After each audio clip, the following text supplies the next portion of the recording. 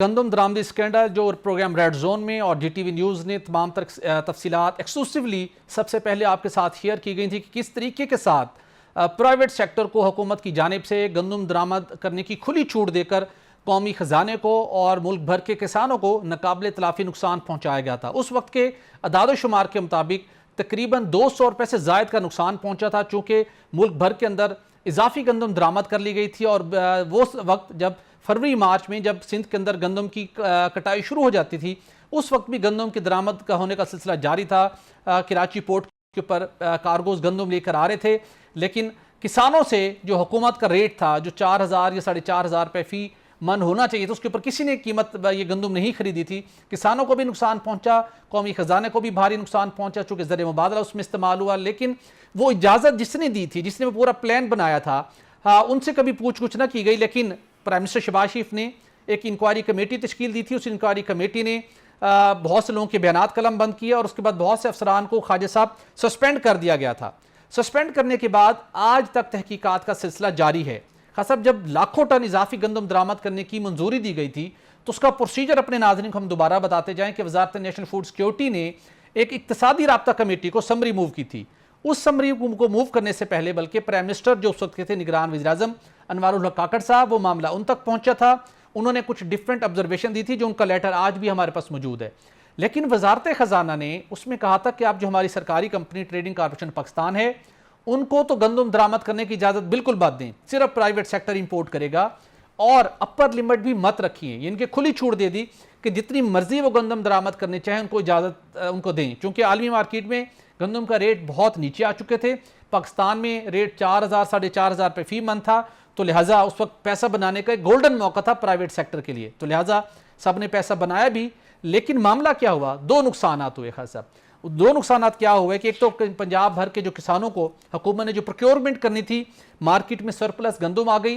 पंजाब हुकूमत ने एक सोचे समझे प्लान के तहत गंदम की प्रोक्योरमेंट शुरू ना की। किसानों को तसल्लियाँ ज़रूर दी गई, लेकिन प्रोक्योरमेंट ना हुई। सिंध और खैबर पख्तूनख्वा भी खामोश रहे, अगरचे कि आखिरी दिनों में KPK थोड़ा सा एक्टिव हुआ था, लेकिन वहाँ पर क्वान्टिटी बहुत कम है।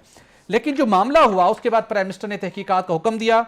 वो लोग जो इक्तिसादी राब्ता कमेटी में समरी लेके गए थे, जिन्होंने उसके ऊपर कमेंट्स दिए थे, जिन्होंने उसको सजेशंस दी थी, जिसकी ICC ने मंजूर किए, जिसकी सरबराह थी चेयरपर्सन डॉक्टर शमशाद अख्तर साहिबा, फिर वो मामला वफाकी काबीना के पास गया, उसकी तौसीक हुई, जिसके नतीजे में टैक्सों की छूट भी मिली और लाखों टन इजाफी गंदम भी दरामद हुई।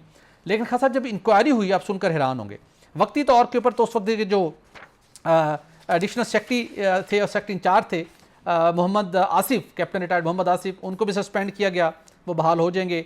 लेकिन उसके साथ साथ खास साहब एक जो हमारा एक डिपार्टमेंट है प्लांट प्रोटेक्शन का, जो कि जब कोई आपकी गंदम या कोई आपके मुख्तलिफ बीज या कोई और चीज़ें इंपोर्ट होती हैं, तो उसने उसकी क्वालिटी चेक करनी है कि वो क्वालिटी के मुताबिक ठीक है। उनकी क्वान्टिटी के साथ कोई ताल्लुक नहीं है। वफाकी हुकूमत का फैसला जी, क्वांटिटी के अंदर जो प्ले कर रहे थे वो पंजाब हुकूमत के रेलिवेंट डिपार्टमेंट थे, ये वफाकी हुकूमत की वजारत नेशनल फूड सिक्योरिटी, ECC, वफाकी काबीना। लेकिन यहाँ पर क्या किया गया साहब, doctor Waseem Hassan security commissioner suspend, doctor अल्लादीत आबिद साबिक DG हैं प्लांट प्रोटेक्शन के, और वैसे उनका बड़ा अच्छा ट्रैक रिकॉर्ड है, हमने मुख्तलिफ लोगों से बात की। इसी तरह डायरेक्टर थे उन्हीं के सोहेल, उनका भी अच्छी एक रिप्यूट है। ज़ाहिर है उन्होंने जो फेडरल गवर्नमेंट की डायरेक्शन आती है उसको इम्प्लीमेंट करना है।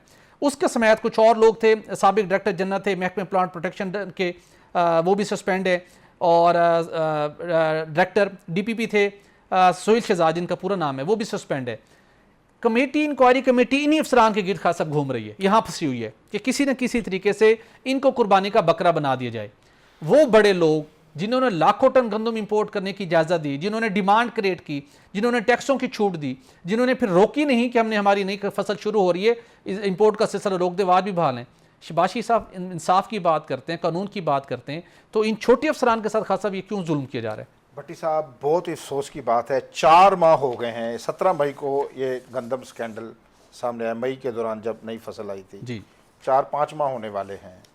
शर्म की बात है, जो पॉलिसी साज हैं, जिन्होंने मंजूरी दी है कि इजाफी गंदम मंगाई जाए और जिनका काम था क्वालिटी चेक करना जी, और फिर प्राइवेट लोगों को ये इजाज़त दी गई, जिसमें 200 अरब रुपए के लगभग किसानों का भी नुकसान हुआ और रियासती खजाने का भी हुआ। इन पॉलिसी साजों को जिन्होंने ये फैसला किया और मंजूरी दी, आप निचले छोटे छोटे अफसरान को कुर्बानी का बकरा बना रहे हैं।